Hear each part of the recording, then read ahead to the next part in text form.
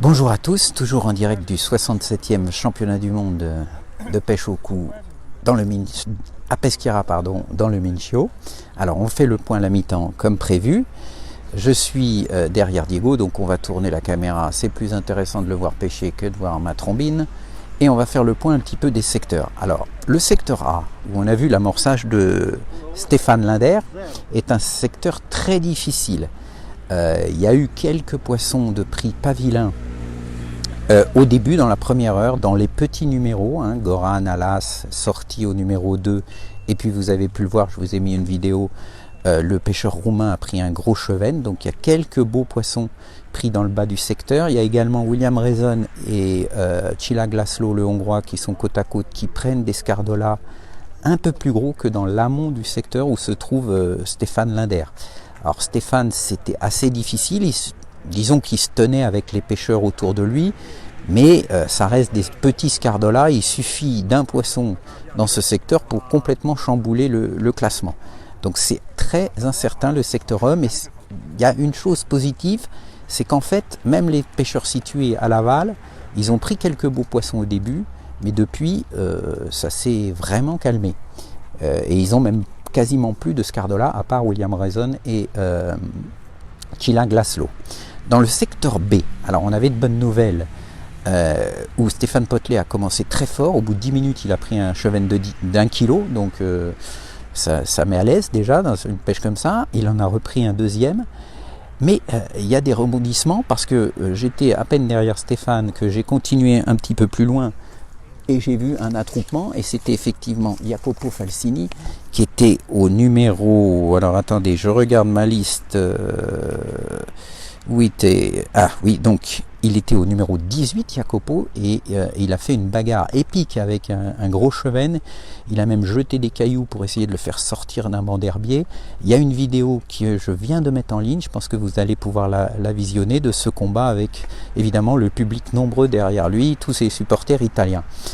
Et à peine j'avais fini de filmer Jacopo, que son voisin Bart de Cré, donc le Belge, lui à la canne, a touché un énorme chevenne qu'il a ramené. Alors j'ai aussi fait une vidéo puisque j'étais sur place, autant en profiter. Un superbe combat, un énorme chevenne, je pense quasiment 2 kilos. Donc on va dire que le secteur B, alors la vidéo je la mettrai tout à l'heure, après ce live, donc les amis belges, vous pouvez rester, vous allez voir votre pêcheur en action. Donc dans ce secteur où Stéphane Potelet était vraiment très bien parti, les choses sont en train d'évoluer, puisque déjà Jacopo Falsini et le pêcheur belge, je pense qu'il lui passe devant. Donc il était dans les 3 premiers.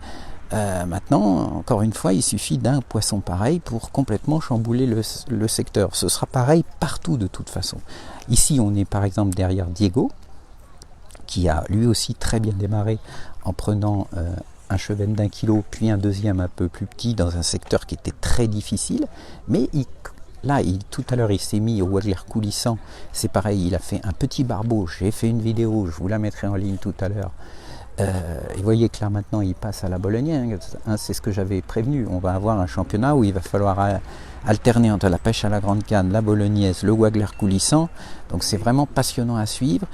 Tout peut arriver à tout moment, parce que évidemment les chevennes qui font entre 1 et 2 kilos, il en suffit d'un ou deux pour tout de suite passer des profondeurs du classement aux 3 premières places. Alors donc Diego, il était vraiment très très bien au départ. Maintenant il est toujours bien, attention, la pêche reste très difficile, donc le chevenne qu'il a dans la bourriche, les 2 chevennes qu'il a dans la bourriche, ils y sont toujours, mais il commence à sortir par-ci par-là quelques beaux poissons. Alors en tout cas, une bonne nouvelle pour lui, c'est que à côté, Walter Tamash, qui était très pessimiste quant à sa place après avoir sondé, ça se confirme. Il a, je crois, un seul poisson, un chevenne qui est pas très gros, de 200 points. Donc les Hongrois, qui sont plutôt pas mal dans les autres secteurs, là, ils risquent ici de marquer quand même pas mal de points. Alors ensuite, dans les secteurs D et E, de Maxime Duchesne et Alexandre Codin, on n'a pas encore des nouvelles vraiment très précises. Il semblerait que pour Maxime, c'est assez moyen, autour de la 10e place. Mais là encore, avec des pêches très difficiles. Il y a une surprise quand même sur l'épreuve, c'est que les scardolas sont quand même nettement moins nombreux que lors des entraînements. les pêcheurs, normalement, on en prenait pas mal pendant 1 heure, voire 2 heures sur les meilleures places. Là, ça a duré une demi-heure, on va dire. Hein.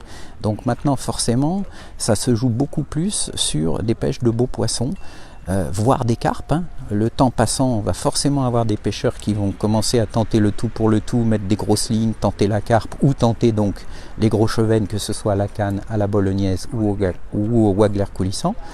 Donc on a Maxime qui, pour l'instant, on va dire, est en milieu de secteur. Et pour Alexandre, les nouvelles, encore une fois, c'est très loin. Hein. Il y a beaucoup d'espace entre les secteurs, donc il y a beaucoup de marge pour moi. Mais il y a surtout beaucoup de difficultés à transmettre les informations par talkie-walkie d'un secteur à l'autre. Mais en tout cas, aux dernières nouvelles, Alexandre Codin, au E21, tout se passe bien. Il était donné dans les 3 premiers. Donc, pour l'instant, l'équipe de France, c'est plutôt pas mal. Hein. Vous avez Diego qui est pas mal, Stéphane Potelet qui est bien, Alexandre Codin qui est bien. Plus difficile pour Maxime et pour Stéphane. Mais encore une fois, tout peut arriver. Hein. Ça va se jouer sur quelques gros poissons. C'est pas trop une surprise. Mais ça va l'être d'autant plus que les scardolas sont pas très nombreux. Donc je vais mettre en ligne tout à l'heure la vidéo notre ami belge qui a pris vraiment un très gros cheven à la canne. L'élastique était tendu sur au moins plus de 10 mètres. Et puis la vidéo que j'ai prise juste avant de prendre ce live de Diego da Silva qui a pris un petit barbeau au waggler coulissant. Alors là vous voyez quand même qu'il pêche maintenant à la bolognaise. Donc on continue à vous informer et puis à vous donner des petites vidéos comme ça quand il y a un événement marquant qui se passe. Sinon on se retrouve à 14h pour la fin de la manche et la pesée du secteur A, donc le secteur d'Alexandre Codin. Voilà, à tout à l'heure.